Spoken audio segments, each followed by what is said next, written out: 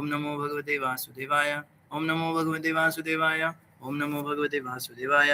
नारायणं नमस्कृत्यं नरं चैव नरोत्तमं देवीं सरस्वतीं व्यासं ततो जयमुदीरये।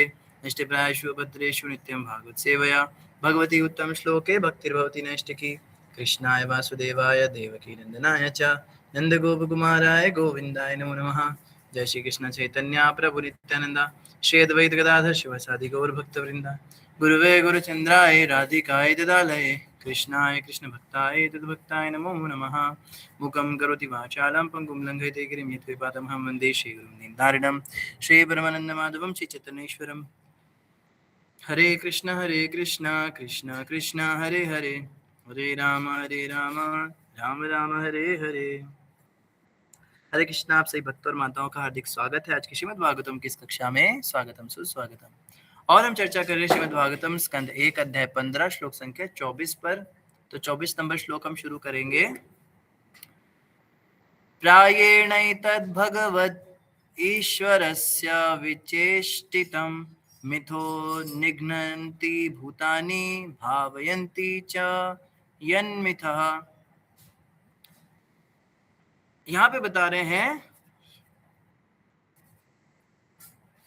वास्तव में यह सब भगवान की इच्छा के फलस्वरूप है कि कभी कभी लोग एक दूसरे को मार डालते हैं और कभी एक दूसरे की रक्षा करते हैं।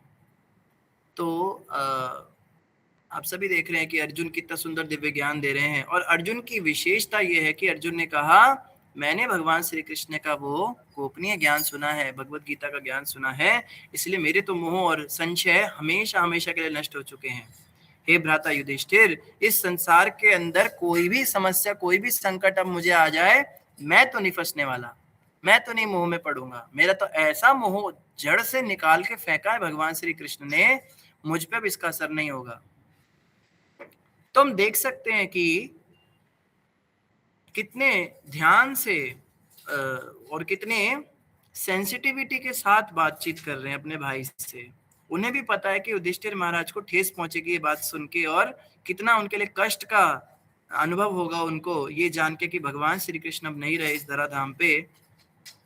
तो उनके कष्ट के निवारण के लिए कितने सुंदर तरीके से जैसे भगवान श्री कृष्ण ने अर्जुन को ज्ञान दिया था, वैसे ही अर्जुन आज युधिष्ठिर को ज्ञान दे रहे हैं। युधिष्ठिर महाराज को ज्ञान दे रहे हैं कि क्या ज्ञान दे रहे हैं कि सब कुछ तो भगवान की इच्छा के फलस्वरूप होता है। क्या होता है भगवान की इच्छा के फलस्वरूप? कि कभी कभी लोग एक दूसरे को मार डालते हैं और कभी कभी एक दूसरे की रक्षा करते हैं। आप देखेंगे ज्यादा दूर नहीं जाते, प्रहलाद महाराज को उनके पिता कितना प्रेम करते थे। उनका नाम प्रहलाद रखा। प्रहलाद का मतलब होता है जो आनंद देने वाले, आह्लाद मतलब आनंद, और प्रहलाद मतलब जो घनघोर आनंद देने वाला है। तो उस घनघोर आनंद देने वाले बच्चे से इतना प्यार करते थे। हिरण्यकश्यप को अपने पुत्र से इतना मोह था कि अपने पुत्र को अपनी गोद में बिठाकर उसको उसका माथा सूंघते थे तो उनकी आंखों से आंसू आते थे। लेकिन वही हिरण्यकश्यप बाद में प्रहलाद के प्राणों के प्यासे हो गए, उनको मारने की कोशिश करने लगे, तरह तरह से उनको जान से मारने की कोशिशें की। तो ये सब भगवान की इच्छा से ही होता है।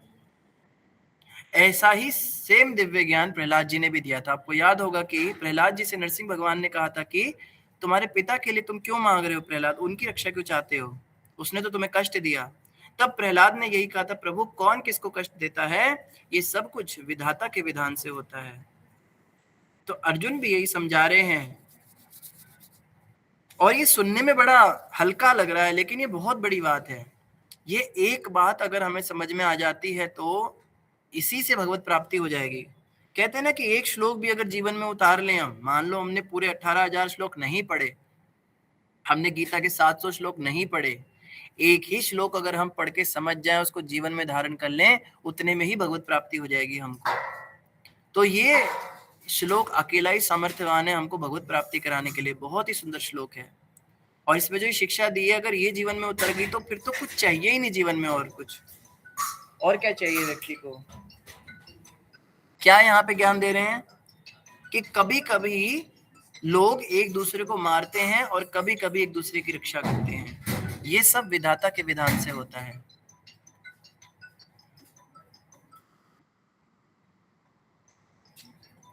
तो यहाँ पे बात तो वृष्णियों की हो रही है, क्षमा कीजिए, यदुओं की हो रही है।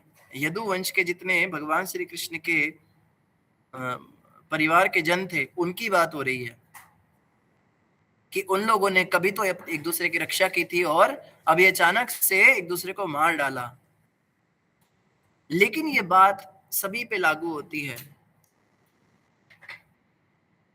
इसकी गहराई कितनी है? इसकी गहराई ये है कि आज जिन्हें हम अपना समझते हैं, हमारे मित्र हैं, हमारे पुत्र हैं, हमारे परिवार हैं, हमारी पत्नी है, हमारे पति हैं, जो हमारा बहुत ख्याल रखते हैं, हमसे बहुत प्यार करते हैं, हमारे बारे में बहुत सोचते हैं, हमारी परवाह करते हैं, हमसे फोन में पूछते हैं आपने खाना खा लिया, आप सुख से हैं, आपको बीमारी हो रही थी, दवाई ली कि नहीं ली। आज वो आपके साथ हैं, कल वो हो सकता है आप ही के प्राणों के भक्षक बन जाएं। आज प्राणों के रक्षक बने, कल ही वो भक्षक बन जाएं। किसी से कोई उम्मीद मत रखिए कि जीवन भर ये ऐसे ही रहेंगे। ये यहाँ पे शिक्षा दी जा रही है। इस दुनिया के अंदर कोई भी व्यक्ति परमानेंटली हमारा हितैषी मित्र बन के नहीं रह सकता। ये सब भगवान की इच्छा से होता है। भगवान श्री कृष्ण कब कब कृपा करते हैं किसी जीवात्मा पर? भगवान श्री कृष्ण पहले देखते हैं कि इसका कहाँ कहाँ मोह है। हम भी भगवान से प्रेम करते। कल ही किसी से चर्चा हो रही थी, वो बता रहे थे कि प्रभु जी, हम तो चाहते हैं भगवान की भक्ति करना, भगवान का माला जपना, सब कुछ हमें पता है, लेकिन फिर भी हम कर क्यों नहीं पाते? माला करने बैठते मन नहीं लगता, भक्ति करने बैठते मन नहीं लगता, या फिर जब हम करते भी हैं तो उससे हमें वो आनंद की, सुख की प्राप्ति क्यों नहीं हो रही है, हमें भगवान की प्राप्ति क्यों नहीं हो रही है, जब हम सब कुछ हमें पता है और हम कर भी रहे हैं। तो उत्तर यही निकला कि वास्तव में हमारी इच्छा दृढ़ नहीं है, हमारी इच्छा प्रबल नहीं है, हम भगवान के पास जाना ही नहीं चाहते। तो वो कहने लगे मैं तो जाना चाहता हूँ। आप पता नहीं किसकी बात करें, मैं तो जाना चाहता हूँ भगवान के पास। आप सब भी कहेंगे, आप सब जितने 40-42 भक्त बैठे हैं आज, आप सब भी इस बात को तो हामी भरेंगे ना कि हाँ, हम भी भगवान के पास जाना चाहते हैं। ऐसा कोई है जो भगवान के पास नहीं जाना चाहता है? तो हाथ खड़ा करे, कोई हैंड रेज कर दे जो भगवान के पास नहीं जाना चाहते। अच्छा, जो जो जाना चाहते हैं वो लोग हैंड रेज करें जरा। किस किस को इसी जन्म में भगवत प्राप्ति करनी है? सबसे पहले राधिका माता को प्राप्ति करनी है, उसके बाद कोमल माता को प्राप्ति करनी है, उसके बाद रंजना माता को करनी है, फिर झूमा माता को करनी है, फिर अंजलि माता को करनी है, फिर स्निग्धा माता, फिर गौरी माता, फिर मोतीलाल प्रभु, फिर सुनीता माता। उसके बाद धर्मराज प्रभु कहते हैं हम भी करेंगे, सुधा माता, सुधाकर प्रभु, सुजाता माता, प्रीति माता, ललिता माता, अनुराधा माता, सुनीति माता, सुमिता माता, सरिता माता भी आ गई, डॉक्टर रेखा माता, परविंदर प्रभु, मंजू माता, मनाली माता और मनोरमा माता। मनोरमा माता भी आखिर में आ गई। मैं भी करूंगी भगवत प्राप्ति। तो आप सबको देखो भगवत प्राप्ति इसी जन्म में करनी है, ठीक है? आप सबकी मंशा है, कोई संशय तो नहीं है किसी को? किसी को संशय हो तो हैंड डाउन कर ले अपना। सभी को कन्फर्म है? तो भगवत प्राप्ति करने के लिए क्या चाहिए? भगवत प्राप्ति करने के लिए केवल इच्छा ही तो चाहिए, और क्या चाहिए? ये जो आपने हैंड रेज किया है यही चाहिए। ये मत सोचिए कि भगवान भगवान कुछ नहीं देखते। ये तो कहने की बातें हैं कि भगवान की भक्ति करने के लिए शुद्ध होना पड़ता है, भगवान की भक्ति करने के लिए बहुत ब्रह्मचर्य पालन करना पड़ता है, बहुत कड़ाई नियमों का पालन करना पड़ता है, ये है सो है। बताने वाले बहुत कुछ बताएंगे, पर भगवत प्राप्ति के लिए केवल इच्छा ही चाहिए और कुछ नहीं चाहिए। क्योंकि संसार के अंदर जीव केवल इच्छा ही कर सकता है, बाकी कुछ नहीं है उसके हाथ में। आप देखिए, भौतिक प्रकृति, भौतिक इंद्रियों के साथ मिलके सारे कर्म चलते हैं। प्रकृति क्रियमाणानि गुणै कर्माणि सर्वशः। भगवान कृष्ण गीता में कहते हैं प्रकृति के गुणों के द्वारा, इंद्रियों के मिश्रण से प्रकृति के अंदर सारे काम चल रहे हैं। ये सब कुछ अपने आप हो रहा है। और अहंकारी विमूढ़ आत्मा करता हमिति मन्यते। एक अहंकारी मूढ़ आत्मा, जीवात्मा सोचता है मैं कर रहा हूँ। तो जब ये भौतिक कर्मों के लिए ये बात अप्लाई होती है, तो भक्ति के लिए भी तो अप्लाई होगी। भक्ति की क्रियाएं भी जो हैं उस पर भी तो ये बात अप्लाई होगी। कोई सोचे मैंने 16 माला कर दी तो आपने कैसे की? तो प्रकृति क्रियमाणानि, सतोगुण के साथ मिलकर, आपकी इंद्रियों ने मिलकर वो माला की है। आप कहे मैंने निर्जला एकादशी करा, मैंने भगवान का आज अभिषेक बड़ा अच्छा किया, मैंने आज बड़ी सेवा कर दी, तो मैं कौन होता हूँ करने वाला? ये सब प्रकृति के 3 गुणों के द्वारा और इंद्रियों के द्वारा होता है। जीव आत्मा किसी भी तरह से किसी भी कार्य का श्रेय खुद को नहीं दे सकती। क्योंकि जीवात्मा कुछ भी काम नहीं करती है, काम तो भौतिक शरीर से हो रहा है ना। जीवात्मा केवल एक चीज का क्रेडिट ले सकती है कि जीवात्मा ने इच्छा की। मैं इच्छा करूं तो मेरा हाथ मुझे पानी पिलाए, मैं इच्छा करूं तो वही हाथ मुझे जहर पिलाए। अब जहर पीने में और पानी पीने में, दोनों में आत्मा ने कुछ मेहनत नहीं करी है, कार्य तो हाथ से हुआ। हाथ एक भौतिक जड़ पदार्थ है, लेकिन इच्छा आत्मा की थी।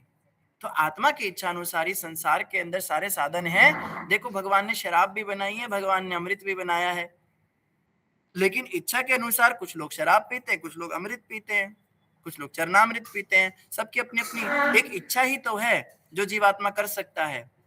किसी के पास माला भी रखी होगी, मोबाइल भी रखा होगा, अब अपनी इच्छा है कि वो मोबाइल चलाना चाहे या माला करना चाहे, ये तो उसकी अपनी इच्छा है। बाकी माला या मोबाइल या हाथ, इनका कुछ लेना देना नहीं है। तो भगवत प्राप्ति के लिए केवल इच्छा ही चाहिए, और यही इच्छा हमें भगवान के पास ले जाएगी। अब अगला प्रश्न ये उठता है कि इच्छा तो हम सबकी है, आप सबने हाथ भी खड़ा किया, हाँ भाई हम जाना भी चाहते हैं, तो क्या सब चले जाएंगे? सबके सब चले जाएंगे क्या? क्यों नहीं जा पाएंगे? रंजना माता मना करे, नहीं जाएंगे सभी। इसलिए नहीं जा पाएंगे क्योंकि कहने और करने में अंतर होता है। हम बोलते तो हैं हाँ हमें भगवान के पास जाना है। अब तुकाराम महाराज की कथा सुनते हैं, जिस समय उनको भगवान वैकुंठ से लेने आने वाले थे, वो पूरे गांव में चिल्ला चिल्ला के लोगों को बुला रहे थे, चलो चलो वैकुंठ चलो, मेरे लिए विमान आ रहा है, भगवान विट्ठल आ रहे हैं मुझको लेने के लिए। कोई नहीं गया उनके साथ में। कहते मेरा को ये काम है, मेरे बच्चे हैं, मेरी पत्नी है। उनकी अपनी पत्नी ने कहा मुझे भैंसे नहलानी है, मैं कैसे जा सकती हूँ? तो कहते तो वो सभी थे। अच्छा, कीर्तन में सभी आते थे, सोचिए उनके कीर्तन में लाखों लोग आते थे। विठ्ठल विठ्ठल विठ्ठल माझा विठ्ठल पांडुरंगा पांडुरंगा पांडुरंगा पांडुरंगा हरि हरि, वो सब गाते थे, खूब भजन गाते थे। और उस समय तो लगता था सारे ही शुद्ध भक्त हैं। तो अगर इतना भजन करते थे, इतना शुद्ध भक्त का संग भी करते थे, जब वैकुंठ जाने की बारी है तब क्यों पीछे हट गए? तो कहने की बात होती है कि भगवान की प्राप्ति हम करना चाहते हैं, लेकिन जब मौका मिलता है तो हम पीछे हट जाते हैं। तो हमारी इच्छा प्रबल नहीं है, हमारी इच्छा दृढ़ नहीं है, ये समस्या है। तो यहाँ पर यही बताया गया है कि भगवान की इच्छा से सब कुछ हो जाता है, लेकिन जीवात्मा को इच्छा करनी पड़ेगी। जीवात्मा क्या करेगा? जीवात्मा कहेगा कि हाँ प्रभु, मुझे केवल आपकी प्राप्ति करनी है, तो भगवान उसकी इच्छा को पूरी करके अपने पास बुला लेंगे। और जीवात्मा कहेगा आपकी प्राप्ति तो करनी है, पर अभी नहीं, अभी तो मेरे ये काम है, अभी तो ये जिम्मेदारी है, अभी तो ये देखना है, वो देखना है, सो देखना है। हाँ, अभी तो हम अपनी इच्छाएं भी नहीं खत्म करना चाहते। हमें तो प्याज भी खाना है, हमें तो चाय भी पीनी है, हमें तो टीवी भी देखना है, हमें तो गर्लफ्रेंड भी रखनी है, हमें तो बॉयफ्रेंड भी रखना है, हमको तो जुआ भी खेलना है, हमको सट्टे भी करने हैं, हमको निंदा चुगली भी करनी है, हमें बदतमीजी भी करनी है भक्तों के साथ, सब कुछ करना है। और प्रभु हमें आप भी चाहिए। तो भगवान कहते भाई ये सब चीजें छोड़ो, फिर तो मेरे पास आओगे। तो जीवात्मा कहता है ये सब मैं नहीं छोड़ सकता, आप ऐसे ही मुझे ले चलो। तो इसीलिए भगवान कहते हैं तुम्हारी इच्छा भी प्रबल नहीं है, तुम्हारे मन के अंदर जो इतने सारे कलमश है, इतनी सारी दूसरी इच्छाएं हैं, इनके कारण तुम जा नहीं पा रहे हो। तात्पर्य पढ़ेंगे शिला प्रभुपाद जी के द्वारा। जगत गुरु शिला प्रभुपाद की जय। प्रभुपाद जी कहते हैं नित्यत्व शास्त्रियों के अनुसार जीवन संघर्ष तथा योग्यतम की दीर्घ जीविता प्राकृतिक नियम है। हर कोई व्यक्ति लंबा जीवन जीना चाहता है, लेकिन वे ये नहीं जानते कि प्राकृतिक नियम के पीछे पूर्ण पुरुषोत्तम भगवान का परम निर्देशन है। भगवत गीता में इसकी पुष्टि की गई है कि भगवान के निर्देशन में ही प्रकृति का नियम संपन्न होता है। कोई कहे हम तो नेचर को मानते हैं, मदर नेचर, कुदरत के करिश्मे देखिए, तो उन्हें ये नहीं पता कि नेचर भगवान के अनुसार चलती है, ये कुदरत भगवान चलाते हैं। प्रकृति मयाध्यक्षेण प्रकृति सूयते चराचरम, भगवान कहते मेरी अध्यक्षता में प्रकृति कार्य करती है। तो भगवान को नहीं मानते, बस नेचर नेचर करते रहते हैं। अतएव जब भी विश्व में शांति रहती है तो इसे भगवान की सदिच्छा समझा जाता है, और जब विश्व में उत्पात मचता है तब भी भगवान की परम इच्छा रहती है। भगवान की इच्छा के बिना एक पत्ती भी नहीं हिलती। देखो प्रभुपाद जी भी ये बात कह रहे हैं कि भगवान की इच्छा के बिना पत्ती भी नहीं हिलती। अतएव जब जब भगवान द्वारा स्थापित नियमों का उल्लंघन होता है तब तब मनुष्य तथा राष्ट्रों के बीच युद्ध होता है। अतएव शांति का निश्चित मार्ग यही है कि भगवान के द्वारा स्थापित नियमों का पालन किया जाए। स्थापित नियम यह है कि हम जो भी करें, जो भी खाएं, जो भी यज्ञ करें या जो भी दान दें, वह सब भगवान की पूर्ण तुष्टि के निमित्त किया जाए। ये है नियम। अगर हम ये करेंगे ना, सभी लोग संसार में जो भी रहते हैं सभी भगवान की प्रसन्नता के लिए कार्य करेंगे, तो विश्व शांति आ जाएगी। आज आप देखो इतनी बड़ी बड़ी संस्थाएं खुल गई हैं, यूएनओ बना है, यूनाइटेड नेशंस ऑर्गेनाइजेशन, पूरी दुनिया को यूनाइटेड करना चाहते हैं, उनके अपने अंदर टुकड़े हो गए। हाँ, सब आजकल जो है एकता की बातें करते हैं, पर कोई भी भगवान के अनुसार नहीं चलता। बड़े बड़े चर्च के पादरी भी होंगे, वो भी चर्च इसलिए बनाते ताकि उनका नाम हो जाए। बड़े बड़े मठ मठाधीश होते हैं, महंत होते हैं बड़े बड़े मंदिरों के, वो भी सोचते हैं कि हमारे नाम ये ट्रस्ट हो जाए, हमारी मूर्ति लग जाए, हमारी गद्दी बन जाए। तो भगवान के मंदिरों को भी, भगवान के चर्च या मदरसे जो भी चल रहा है, गुरुद्वारों को, इनको भी वो अपनी प्रसन्नता के लिए, अपने भोग के लिए बना रहे हैं। इसीलिए इतनी धार्मिक संस्थाएं होने के बावजूद भी विश्व में शांति नहीं है। अगर कोई कहे भाई धर्म जो है, धार्मिक संस्थाएं जो हैं, इनके होने से तो शांति हो जानी चाहिए थी, लेकिन आज दुनिया के अंदर 250-300 से भी ज्यादा बड़े बड़े धर्म चल रहे हैं। इतने धर्म होने के बावजूद भी शांति क्यों नहीं है? और धर्मों में आपस में अशांति क्यों, आपस में क्यों लड़ाई करते हैं? मैं जब छोटा था तो मैं सोचता था कि धर्म गुरु क्यों लड़ते हैं आपस में?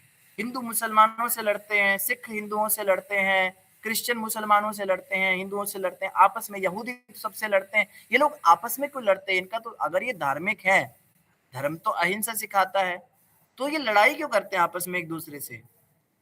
तो अब जाके प्रभुपाद जी के माध्यम से पता चला कि वास्तव में ये लोग धार्मिक कपड़े पहने हुए हैं पर धर्म का पालन नहीं करते। धर्म का पालन क्या है, ये देखो प्रभुपाद जी ने बताया कि जो भी कार्य करे भगवान के लिए करें।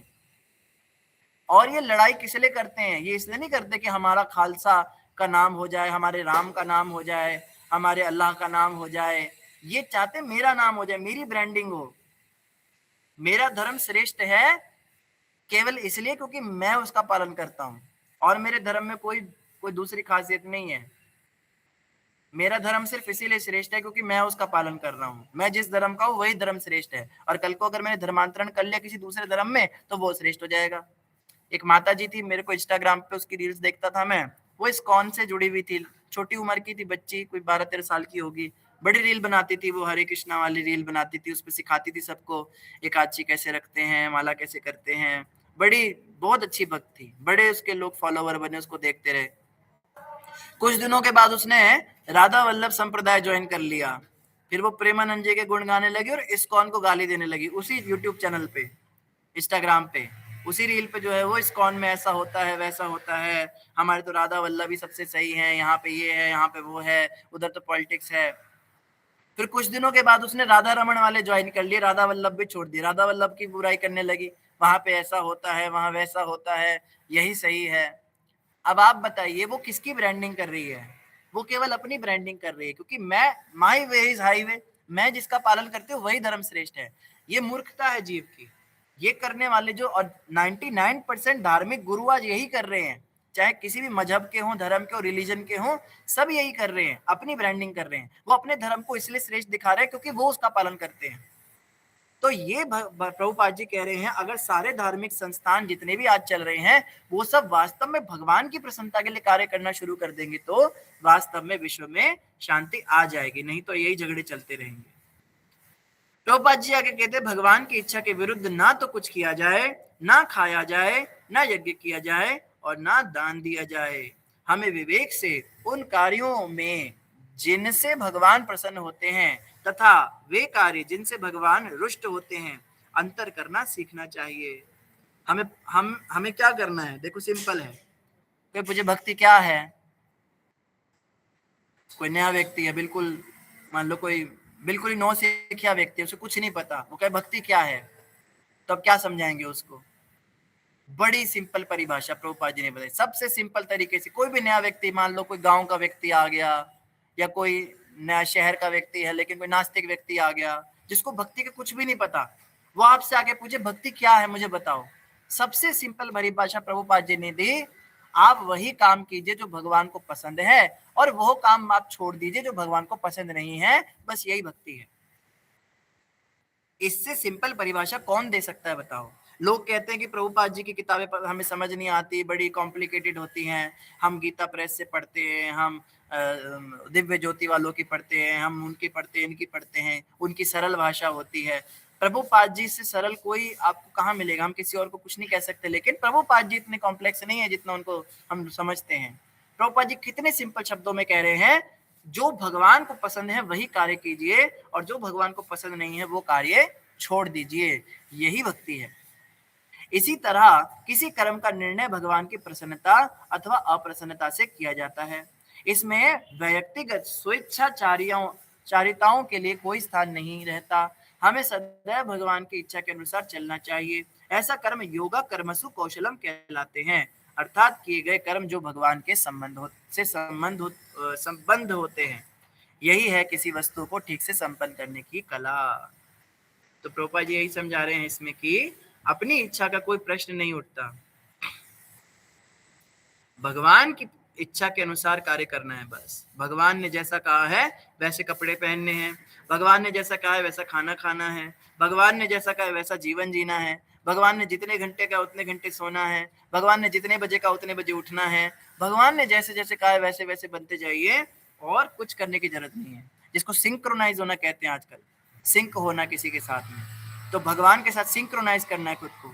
हमारी लाइफ ऐसी है, हम बिल्कुल भगवान से अनसिंक हो चुके हैं। भगवान कहते दिन में जागो रात में सो, हम दिन में सोते रात में जागते हैं। भगवान कहते हैं सादा भोजन करो, तीखा मसालेदार मत खाओ, हमें वही वाला पसंद है, सादे वाले को फेंक देते हैं। भगवान कहते हैं सरल कपड़े पहनो, ज्यादा फैशन मत करो, हमें फैशन, हम बिल्कुल उल्टे हैं। आप सोचिए, उल्टी खोपड़ी के लोग हैं। तो इसीलिए हम जो है स्ट्रगल कर रहे हैं। लेकिन हम वो लोग भी हैं कि हमें भगवान भी चाहिए, उल्टे काम भी करें मगर भगवान भी चाहिए, तो इसलिए हम लोग कष्ट में हैं।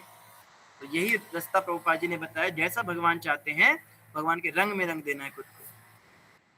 और आगे 25 और 26 जो आज का श्लोक है वो इस प्रकार से है, जलौकसाम जले यद्वन महांतो धन्यनीयसा दुर्बलन बलिनो राजन महांतो बलिनो मितः एवं बलिष्ठैर्यदुर्दुभिर् महद्भिरितरान् विभुः यदुन्यदुभिरन्योन्यं भूभारान् संजहारः। अर्थात हे राजन, जिस तरह समुद्र के बड़े तथा बलशाली जलचर छोटे मोटे तथा निर्बल जलचरों को निगल जाते हैं, उसी तरह पूर्ण पुरुषोत्तम भगवान ने भी धरती का भार हल्का करने के लिए, निर्बल यदु को मारने के लिए बलशाली यदु को, और छोटे यदु को मारने के लिए बड़े यदु को भिड़ा दिया है। ये श्लोक तो हम पढ़ चुके थे, पर इसका तात्पर्य नहीं पढ़ा था। आई तात्पर्य पढ़ेंगे शिला प्रभुपाद जी के द्वारा। शिला प्रभुपाद की जय। प्रभुपाद जी कह रहे हैं भौतिक जगत का नियम है, जीवन टिकाए रखने के लिए संघर्ष एवं योग्यतम का बचे रहना, सर्वाइवल ऑफ द फिटेस्ट, ये एक अवश्यम भावी तथ्य है। क्योंकि भौतिक जगत में बद्ध जीवों के मध्य असमानता है, जो भौतिक साधनों पर प्रभुता जताने की इच्छा के कारण है। कई लोग कहते हैं साम्यवादी हो जाओ, कम्युनिस्ट हो जाओ, सबको एक समान देखो। कई लोग कहते हैं ना समानता होनी चाहिए, भेदभाव नहीं होना चाहिए। भेदभाव तो रहेगा ही, क्योंकि कोई भी जीव एक जैसा नहीं दिखता। हर व्यक्ति अलग संस्कार लेकर आया है, हर किसी की आर्थिक स्थिति अलग है, हर किसी की शारीरिक संरचना अलग है, किसी में बल ज्यादा है, किसी में बल कम है। आप सोचिए, अगर हम ऐसे समाज का निर्माण करें जहां पे हम किसी के साथ भेदभाव ही ना करें, तो वो कैसा समाज होगा?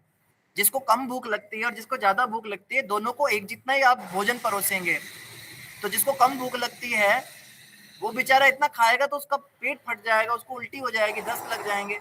और जिसको ज्यादा भूख लगती है वो बेचारा कुपोषण का शिकार रह जाएगा।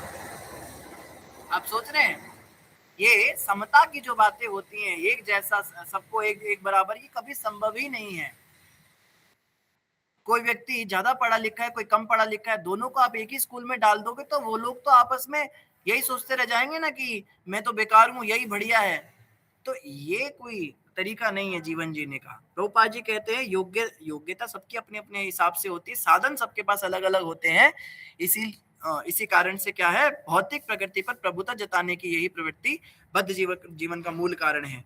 हर कोई भौतिक प्रकृति पर अपने अपने तरीके से प्रभुता जता रहा है, और बद्ध जीवों के मध्य असमानता तो हमेशा रहेगी। ऐसे बनावटी प्रभुओं की सुविधा के लिए ही भगवान की भ्रामक शक्ति ने बद्ध जीवों के प्रत्येक योनि के अंतर्गत सबल तथा निर्बल की सृष्टि करके अंतर उत्पन्न कर दिया है। अब भगवान की जो माया है उसने क्या किया, किसी को सबल बना दिया, किसी को निर्बल।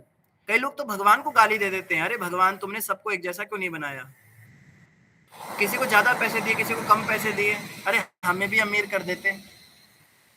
भगवान तुमने किसी को निर्बल बनाया, किसी को सबल बनाया, किसी के अंदर तो ताकत ज्यादा दी, किसी के अंदर ताकत कम दी। किसी लड़की को बड़ा खूबसूरत बनाया, बड़े सुंदर नैन नक्श उसको, और किसी को बड़ा बदसूरत बनाया, उसको कोई देखना भी नहीं चाहता। किसी लड़के को बहुत लंबी हाइट दे दी, किसी को बिल्कुल बौना बना दिया। प्रभु तुमने ये क्यों किया, सबके साथ असमानता क्यों करी? तो प्रभुपाद जी बता रहे हैं कि प्रकृति पर हर व्यक्ति प्रभुत्व जताना चाहता है, एक दूसरे को मारना चाहता है। उनकी उस इच्छा को पूरा करने के लिए भौतिक शक्ति, भ्रामक शक्ति जो माया है, उसने क्या किया, अलग अलग योनियों में निर्बल और सबल में स्पष्ट अंतर उत्पन्न कर दिया। बिल्ली, जैसे चूहा है, चूहे को बिल्ली खाती है, बिल्ली को कुत्ता परेशान करेगा, कुत्ते को शेर खाएगा, शेर को चील खाएगी, है ना। इस तरह से सबका बंटवारा किया हुआ है कि ये इससे निर्बल है, ये इससे सबल है। पूरी ये स्पष्ट अंतर बना रखा है भौतिक माया ने। भौतिक प्रकृति तथा सृष्टि पर प्रभुता जताने से ही असमानता की सृष्टि हुई और इसी से जीवन संघर्ष का नियम आया। तो ये जो अंतर है, ये क्यों बनाया भौतिक जगत, भौतिक प्रकृति ने? इसलिए बनाया क्योंकि हर व्यक्ति एक दूसरे का भोग करना चाहता है, एक दूसरे का शोषण करना चाहता है। वो शोषण तभी कर पाएगा जब सामने वाला किसी मामले में आपसे कम हो। मान लो दो लोगों में आप लड़ाई करा रहे हो और दोनों एक जैसी बल के हो, तो लड़ते ही रह जाएंगे और आखिरी में दोनों एक साथ थक जाएंगे, कोई ना जीतेगा ना हारेगा। तो हार जीत भी बनानी है, एक हारे एक जीते, तो उसके लिए एक के अंदर कम बल है, एक के अंदर ज्यादा बल है, तो ज्यादा बल वाला कम बल वाले को हरा देगा, तो उसकी इच्छा पूरी होगी प्रभुत्व जताने की। उसके कारण ये भगवान, ये ऊंच नीच बनाई गई है। आध्यात्मिक जगत में ना तो ऐसी असमानता होती है, ना ऐसा जीवन संघर्ष होता है। भगवान के धाम में ऐसा नहीं होता। आध्यात्मिक जगत में जीवन संघर्ष इसलिए नहीं रहता क्योंकि वहां प्रत्येक व्यक्ति का अस्तित्व शाश्वत है। वहां असमानता इसलिए नहीं रहती क्योंकि प्रत्येक व्यक्ति परमेश्वर की सेवा करना चाहता है और कोई भी खुद लाभ लेने के लिए भगवान बनने की नकल नहीं करता। भगवान हर वस्तु के, यहाँ तक कि जीवों के भी सृष्टा होने के कारण प्रत्येक वस्तु के भोक्ता हैं। इसीलिए भौतिक जगत में माया के जादू से पूर्ण पुरुषोत्तम भगवान के साथ का यह नित्य संबंध भुला दिया जाता है। अतएव जीव जीवन टिकाए रखने के लिए संघर्ष तथा योग्यतम का बचे रहना नियमों के द्वारा बद्ध हो जाता है। तो प्रभुपाद जी बता रहे वैकुंठ में क्या है, वैकुंठ में सभी भगवान को ही सबल मानते हैं और अपने आप को निर्बल मानते हैं। और सिर्फ वैकुंठ में नहीं, इस भौतिक जगत में भी जो आध्यात्मिक उन्नति कर चुके हैं वो ऐसे ही रहते हैं। कोई बड़ा नहीं बनना चाहता। भगवान की भक्ति करने के बाद अगर कोई बड़ा बनना चाहे तो वो मूर्ख है। आप भगवान के मंदिर में सेवा करने आए और आपने सोचा कि ये सब तो बेवकूफ है, मैं ज्यादा अच्छी सेवा करना जानता हूँ, मैं ज्यादा एक्सपर्ट हूँ, मुझे तो बहुत अच्छी कलाएं आती हैं, मैं तो बहुत अच्छे से सेवा करती हूँ। तो यहाँ पर भी अगर हम एक्सपर्ट बनने की कोशिश कर रहे हैं दूसरों को, तो ये सही नहीं है। वैकुंठ के अंदर हम कभी नहीं जा पाएंगे क्योंकि वैकुंठ में उन जीवों को भेजा जाता है जो सबको समान दृष्टि से देखते हैं, ना किसी को ऊंचा ना किसी को नीचा। यहाँ आकर भी कोई सोचे ये तो बड़ी खूबसूरत है, चलो इसके साथ दोस्ती करती हूँ, ये बड़ी बदसूरत, इसके पास कौन जाएगा, ये प्रभु जो है ये तो बहुत पैसे वाला है, इसके साथ दोस्ती कर लेता हूँ, ये गरीब के साथ क्या दोस्ती करनी है, मुझे भी गरीब कर देगा। तो ऐसी सोच रख के अगर इस भौतिक जगत में भी हम आध्यात्मिकता के अंदर जुड़े हुए हैं तो हम कभी भी भगवान के गोलोक धाम में तो नहीं जा पाएंगे, इसके सपने देखना पड़ता है। और प्रभुपाद जी कहते हैं ये सब भगवान के धाम में ऐसे ही होता है, लेकिन भौतिक जगत में क्या है, भौतिक माया के जादू से क्या है, पूर्ण पुरुषोत्तम भगवान के साथ सबने अपना संबंध भुला दिया। कहते हैं ना, जब जंगल से शेर चला जाता है तो सारे ही जानवर शेर बनने की कोशिश करते हैं और असली शेर के रहते हुए सब दब के रहते हैं। तो वैकुंठ में भगवान का अस्तित्व है तो सभी अपने आप को भक्त समझते, दास समझते हैं, कोई स्वामी नहीं समझता। लेकिन इस जगत में भगवान प्रत्यक्ष रूप से नहीं रहते, इसीलिए सभी अपने आप को स्वामी बनने की कोशिश करते हैं। तो जिसके अंदर जितना शक्ति होती है वो उसका स्वामी बन जाता है। तो स्वामी जो होता है कोई उसका भी स्वामी बन जाता है। दीन कहे धनवान सुखी, धनवान कहे राजा को सुख सारो रे, राजा कहे महाराजा सुखी, महाराजा कहे इंद्र को सुख सारो रे, इंद्र कहे ब्रह्मा सुखी, ब्रह्मा कहे शिव को सुख सारा रे। भाई भौतिक जगत में हरि भजन बिना सब जग दुखी यारो। इस संसार के अंदर हर व्यक्ति अपने से बड़े को देखता है। कल परसों किसी माता से बात हो रही थी, वो कह रही थी प्रभु हमारे को तो बड़ी कमी है, भगवान ने अगर ये दिया होता वो दिया होता। मैंने उसको ये कहा तेरे को ये नहीं दिखता जो तेरे को मिला हुआ है? कोई औरत इस दुनिया में ऐसी भी होगी जो कोस रही होगी भगवान को कि मुझे वो चीजें दे दो जो इस माता को दी है। जो तेरे को मिली भी चीजें हैं ये भी कईयों के पास नहीं है, वो इसीलिए भगवान को कोसती है हमें ये मिला होता तो हम खुश रहती। तुम सोचती हो तुम्हें ये मिला होता जो तुम और डिमांड कर रही हो, जिसके पास वो उससे जाकर पूछो, वो किसी और को देख रही होगी मेरे को ये नहीं मिला। हर व्यक्ति अपने से ऊपर वाले को देख के और भगवान को कोसता ही रहता है। अपने से नीचे वालों को देखो तो पता चले तुम्हें क्या क्या मिला हुआ है। कितने लोग जो हैं कहते हैं हमारे को अच्छा टेस्टी खाना नहीं, हमारे पास खाने में कोई बहुत पैसे नहीं, हमारे पास बहुत दो वक्त की रोटी उनके पास नहीं, और कईयों के पास रोटी खाने के लिए हाथ ही नहीं है, वो भी जी रहे हैं संसार में। एक फेमस कहावत है इंग्लिश में, मैं हिंदी में बताऊं तो उसका ट्रांसलेशन इस तरह है मैं तब तक खुद को कोसता रहा कि मेरे पास अच्छे जूते नहीं, जब तक मैंने एक व्यक्ति को देखा जिसके पास पैर ही नहीं थे।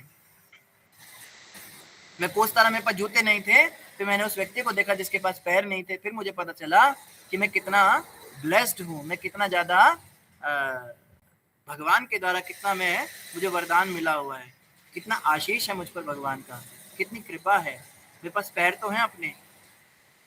तो यही प्रभुपाद जी बता रहे हैं कि भौतिक जगत में हम भगवान का अस्तित्व भुला देते हैं, इस कारण से ये सारी समस्याएं हैं। तो अगर हर व्यक्ति भगवान के अनुसार चले, हर व्यक्ति भगवान की इच्छा के अनुसार कार्य करे, हर व्यक्ति भगवान की भक्ति करे, भगवान की सेवा करे, तो ये संसार भी क्या हो जाएगा, वैकुंठ बन जाएगा। इन्हीं शब्दों के साथ सभी का धन्यवाद। ग्रंथराज श्रीमद् भागवतम महापुराण की जय, जगत गुरु श्रील प्रभुपाद की जय, गौर भक्तवृंद की जय। हरे कृष्ण। किसी भक्त का कोई प्रश्न हो तो पूछ सकते हैं, बाकी भक्त लोग मीटिंग लीव कर सकते हैं।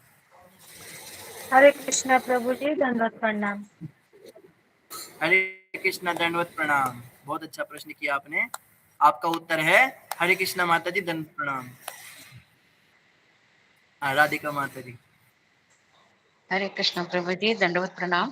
प्रभु जी आपने पहला प्रश्न पूछा ना, कौन भगवत धाम जा सकता है, हैंड राइज करो।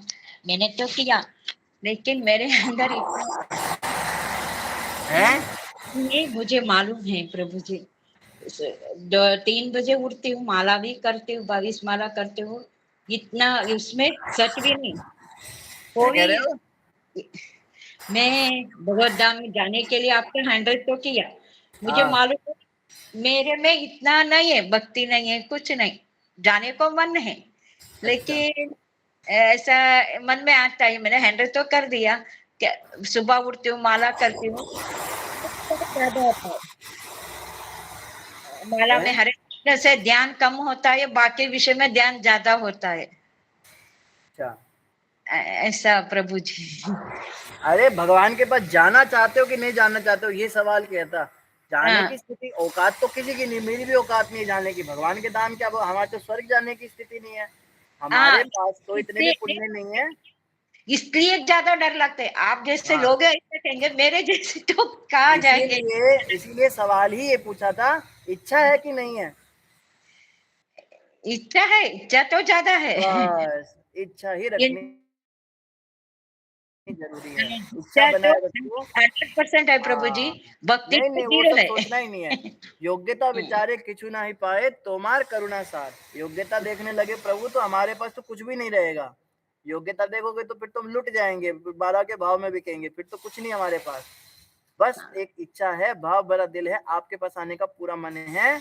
अब कैसे लाना है, क्या करना है, ये आप जानो, पर आपका काम जाने, हमें तो आपके पास आना है। इसलिए ये एक और बात है प्रभु जी, मैं जगन्नाथपुरी जाने के लिए 10 साल से तड़प रही थी, मुझे जाना है, जाना है।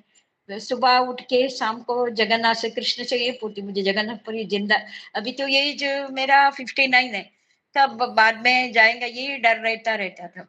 बाद में जीवी में ये डाला था जाने के लिए, लेकिन अभी 2-3 दिन पहले मेरे हस्बैंड को बोला था, देखो जगन्नाथपुरी जाने का, मुझे तो नहीं होता है, देश में डाला, तू जाओ मैं पैसे देती हूँ, अकेले जाओ, मेरा अकेले जाने को नहीं होता।